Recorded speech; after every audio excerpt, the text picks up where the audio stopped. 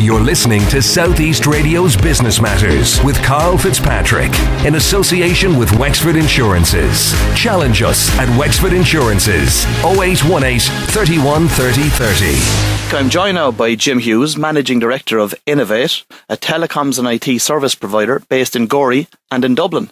Good morning, Jim, and thank you very much for joining me this morning. Good morning, Karl. Jim, just to start off the interview, you might give me a little bit of background to your own self, please. I'm a Wexford man originally, Buffers Alley man actually. I went to school in Gorey, went to Peters in Wexford and progressed to do a Bachelor of Commerce in UCD. And from there I went into an IT service company, medium-sized IT service company, progressed from there to work as an IT manager in a medium-sized business. And kind of looked at moving up through the ranks within that business, reached a senior role and was looking down the barrel of that role within that business or another similar sized business for the next 20 years. So I suppose a decision was taken at that point to go into business, and myself and a partner, Karl, formed Innovate. You mentioned your partner. What's his background? Enda, he's a Rathnure man. He completed a master's in IT security in Trinity, and from there worked as a consultant independently for maybe 5, 6, 7 years. And I suppose then myself and Enda decided to join forces, and that's where Innovate evolved from. And the idea itself for Innovate, how did that come about? I suppose myself and Enda had worked on a number of projects over a number of years together, so we were very familiar with each other's skill sets. Enda would be probably one of the best technical individuals I've worked with over throughout my career. So I suppose it was going into business within the IT sector and IT services sector. It was to go into business to find an opportunity, and that's what we've done. We went into business knowing that the IT we had skill sets to apply within the IT service community and to apply that to business. And then I suppose we found a product and evolved into voice over IP. Then, tell me exactly, what does Innovate do? We're an IT services company. We provide IT outsourced solutions to small, medium-sized businesses and up to into enterprise. We complete projects on an outsourced basis for very large companies, PLCs within Ireland, but also in the medium sector throughout Leinster and Ireland, nationally basically. But also, I suppose, within the last 12 months, where we've specialised into is delivery of managed voice over IP, managed voice over IP solution. The company has evolved to include both the IT and telecom sector. Firstly, what changes have you witnessed in the telecom sector over the last number of years? Consolidation seems to be one of the main things in that area. The traditional suppliers seem to be more defined in what their approach has been. Obviously, the mobile operators have infringed upon the fixed line incumbents. That's, I suppose, on a delivery level. Within our space, again, getting back to consolidation, companies have joined forces. They've looked at traditional legacy systems, i.e. phone system installations, provision, maintenance, etc., and taken and acquired that like we have ourselves. We've entered into that space ourselves. And again, in relation to the IT sector, what have been the major changes there in the last few years? Obviously, I suppose the big phrase that everybody is using these days is cloud computing. With the progression of broadband within the country, it has been a definite area of growth. It's an area that we're heavily involved in. So I suppose virtualization moving applications, moving servers, etc. out to a cloud. And I suppose to define what cloud computing is, which is very important, I suppose it's an anomaly which a lot of small business people don't kind of grasp. It's very, very simple. It's moving your local server, which is based in a cabinet somewhere in your office, out to a data center facility, whether that data center facility is located in Wexford or is located in Dublin, or it can be located anywhere throughout Europe. Now, I know that cloud computing is widely considered as an area which can provide much needed jobs to the economy. However, it has been stated there are not enough suitably qualified people in the country to drive this forward. Have you noticed a skill gap yourself in this area? It's a definite challenge, and I suppose it's one of the main challenges which our business is faced with.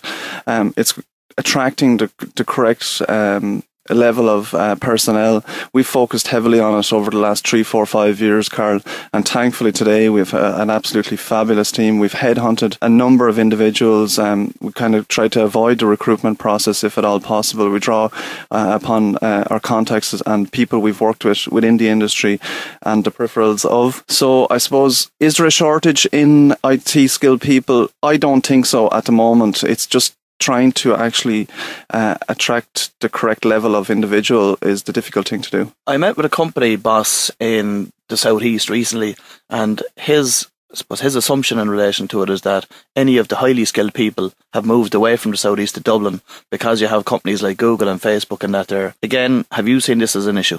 It's funny you asked that, Karl. We have recently we installed a product, a solution called Salesforce, and the consultant who actually came down, travelled to our offices in Dublin, from Dublin to Gorey. And when he actually Wikipedia'd Gorey, it came up that it's actually quicker and easier to get to than most places in Dublin. So I think there has been a definite, from an IT perspective, a move from people who have gone to college, etc., like myself, like Enda, who actually went into industries or companies within Dublin. We, as Innovate is based in Dublin, there's a huge attraction for people to actually work in the southeast. We've attracted people back down to our company, and we hope to continue to do it. We're very, very focused on doing that. And what do you put the reason down to attracting them back to the southeast for? I think quality of life, Karl. Like, you know, if you're from Wexford, there is a drawback to the southeast. It's a great county. You know, Gorey is a very vibrant town. But we're building a company that's. We want to build a sustained local employment in the area. We want to create jobs. You know, we're involved with Gorey Community School on a project to educate, to innovate. You know, we're pumping money back into the local community. If we move back to the telecom sector for a second, what challenges do you think are currently facing that sector? Karl, I suppose it's been widely spoken about over the last number of years. Rollout of broadband is definitely number one on that list. Throughout Ireland, or, you know, within the towns, next generation broadband widely available, which is great. Fibre has been rolled out recently. There has been definite moves and progressions in that area. I suppose that needs to continue. There needs to be a serious push behind that by government and local authorities. And I think there has been, over the last number of years, there has been a huge push in that area, but it needs to continue. How far away from having nationwide broadband that's to a speed that you feel is adequate? Like I say, there has been huge progression over the last number of years. Wireless providers, very serious operators in that area, have entered the market. I don't think we're that far away from it, but it's I suppose you need to qualify what is sufficient speed, because a small business with 4 or 5 people have a certain requirement. Companies which I suppose we deal with up to 200, 250, we deal with 4-user, 5-user environments also, obviously. But you know, it all depends on what your business model is. Moving applications out to the cloud, as we spoke about, obviously needs a more intensive and higher speed broadband access, i.e. fibre. And what are the barriers to entry into your own sector? I suppose the product. You know, you need a very good product. You need an extremely good team, which, like we've discussed, without doubt there's a market, and we've approached that market very aggressively over the last 12 to 18 months, and we intend to continue to do so. Voice over Internet protocol is being used more regularly in business. Can you elaborate on the concept of VoIP, please? VoIP, I suppose everybody will be familiar with Skype. Skype is home user version of voice over IP. Basically, it's making calls over the internet. Now, if you progress that to a business level, there's an awful lot more involved, an awful lot more moving parts. You need to consider quality of service. You need to consider how you actually manage your voice over IP connection. And again, to go back to broadband, is broadband preventing faster rollout of VoIP to businesses countrywide? In certain cases, you know, absolutely. If sufficient broadband isn't available, if sufficient, you know, other technology like MPLS, like fibre, etc., if that's not available in the area, then it's not even worth ourselves opening dialogue with that customer. Innovate has witnessed significant growth in the past 7 years. What has been the most important factor for you in achieving this growth? I suppose, like I said, both myself and Enda entered into the market as primarily an IT service provider, and we retained a lot of our good people from that space. And continued, like I suppose when we joined forces, when we entered into the market, our research and development was a key area where we sought to reinvest any profits we made into the business or percentage thereof. So we continue to do that, and it's a key area for us. And where we've developed a product within the voice over IP sector is out of that investment in research and development, and it's a key area for us. We continue to invest heavily into it. Talk me through the process of research and development within Innovate. I suppose it's very simple to perform successful research and development. You need very, very highly skilled people. You know, you bring a product from concept, you test it, you bring it back, you reiterate. You bring it back to testing phase again. But like ultimately, it comes down to having a very strong technical team, which we do at the moment. Thank God. And how many people does Innovate currently employ?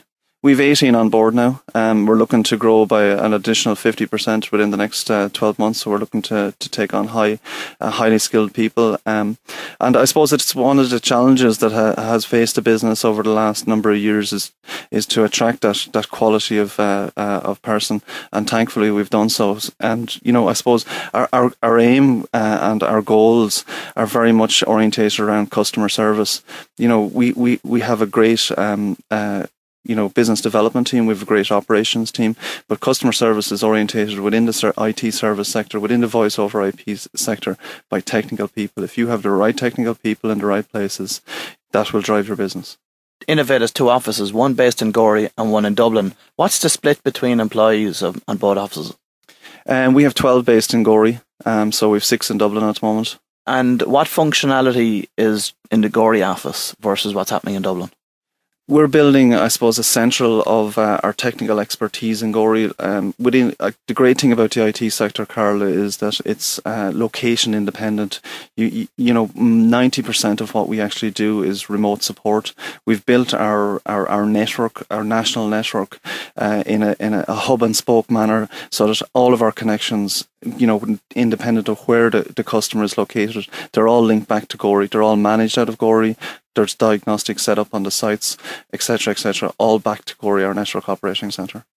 Do we anticipate an increase in the staff numbers over the next 12 months? And if so, what type of people will you be employing? Definitely, we do anticipate growth. We're looking for another 9 people within the next 12 months. Customer service, operations, and technical. Again, getting back to our business ethos, it's completely orientated around customer service. And do you see any issue in relation to securing those skill sets from the Southeast itself, or will you have to go further afield? It's a good question, Karl. It's something that it is a challenge. I think we can secure it in the Southeast. I want to secure it in the Southeast, and I want local people working in the business. So we've successfully done so over the last number of months and years, and it's something that both myself and Enda are keen to do. Obviously, we'll progress our business in Dublin. We continue to do that, but again, our central operation will always be out of Wexford. Do you think that the institutes of technology are aligned well enough with companies like your own across the Southeast for them to be able to provide you with qualified staff that have the relevant skill set to be able to walk into your business and operate it, and from a functionality perspective be able to continue to grow it as you've experienced to date? Very good question, Karl. I think they're making efforts to do so. I think it definitely can be improved. We have one individual who works for us at the moment, coming out of the IT in Waterford. But out of 18, I suppose that's not a very good percentage. I would like to improve that. Would like to engage more with the local institutes of technology. So definitely, maybe it's something that we need to focus on ourselves and need to approach some of these institutions and try to build a rapport and a better rapport over the coming months. And based on your experience, where's the skill gap coming out of the colleges today? Practical experience. I know when you're in college, it's very difficult to do that. We have a couple of people working with us who international. They've come back.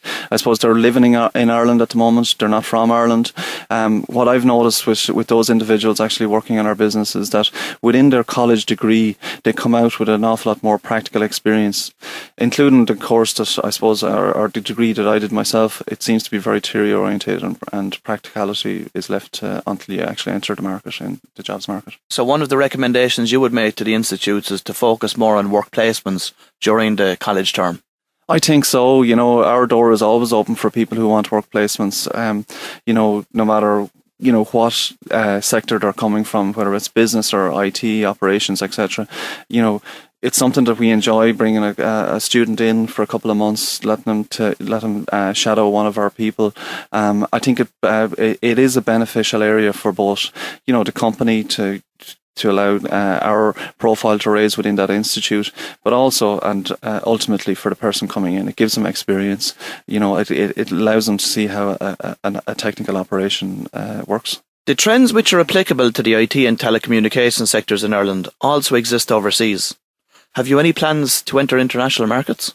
Definitely, the UK is something that we wish to do in 2013, maybe Q2 or Q3 2013 and into 2014. And have you carried out any market research in relation to the demand for your services in these international markets? Through Enterprise Ireland, we have in the UK, and we continue to do so. So it's something that we've had a lot of help with. On last week's show, Enda MacDonald, the Regional Director from Enterprise Ireland, was on, and he said they're very, very much open for business and they would like to hear from businesses across the Southeast. How receptive have they been to Innovate? Very receptive. We've got support from the County Enterprise Board as well as definitely with Tom Banville and his team in there. Enterprise Ireland have been very helpful for us. They're very much geared towards businesses who are focusing on going international, and that's something that we intend doing. So we've worked closely with them, and we'll continue to do so. Innovate recently acquired a telecoms company. How did this acquisition come about, and what level of time and resources did you allocate to such a strategic move? We allocated a lot of time and resource to it. I suppose taking a company into from a culture point of view to integrate it into our business was something that we didn't do lightly. We wanted to be sure that it was the right thing to do. We worked with All About Telecoms on a subcontract basis, out worked to them for maybe 12 months, 18 months. We were very familiar with their people. We were very familiar with their professionalism and how their customer support and service was delivered.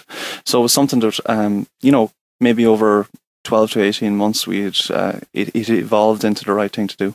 Having been successful in this acquisition, what advice would you offer to any companies considering the strategy? Consider it long and hard. Don't rush into it. Get to know the business. We did so over, like I say, 18 months. To take on another business, it's a serious undertaking.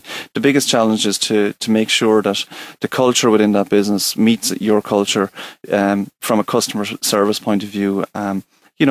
Growing by acquisition is a difficult thing to do, and thankfully this one has worked out, thank God. Over the last number of years, I've spoken to a number of business people across County Wexford that have actually used VoIP in their own business.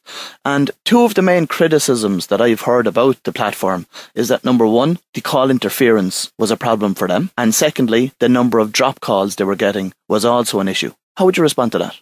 Carl, I'm delighted you asked me that question. 5-6 years ago, and definite issues. When a product comes to market, VoIP, there are always issues. Teething issues. Thankfully, over the last 2 years, those issues have been resolved. You asked me earlier about rollout of broadband within Ireland. Within most of the exchanges in Ireland, there's availability of next generation broadband. That is uncontended broadband, and I suppose the key area within what the sector is doing at the moment is the delivery of that correct broadband to customer sites. That negates any issues. It also the investment within data centres, etc., within infrastructure has improved the whole area. I suppose service delivery within voice over IP is at a light years away from where it was 5-6 years ago, and thankfully that continues to be the case. How have you managed the growing pains which you have experienced over the last number of years within Innovate? By working very hard, Carl. I suppose the 8-hour days are not on the radar for quite some time. To build a business that's growing so fastly, it's a challenge. And it's something that we're up for. We will continue to do. So it is a challenge, and it's a daily challenge to do so. As your company name suggests, innovation is central to business success. In general, do you believe that businesses are putting enough of emphasis into innovation as a strategy? I think they are, Carl. I think, everybody is looking for a smarter way to do business these days. Small, medium-sized businesses we're in and out of every day are entering markets. They're looking for new products. There's a serious and a significant effort in that space. the strongest survive. That, I suppose we've all heard that. To survive, you have to look at new markets. You have to look beyond Ireland. You have to, look for new products, etc. So to answer that question, there's absolutely a huge drive behind innovation in small businesses, medium-sized businesses, and large businesses. And people entering into business as well these days through necessity, or, because they feel like they want to actually, move into an entrepreneurial role. Innovation is definitely what is going to get our economy to move on. You're listening to Southeast Radio's Business Matters with Karl Fitzpatrick in association with Wexford Insurances. Think Wexford Insurances for your business insurance.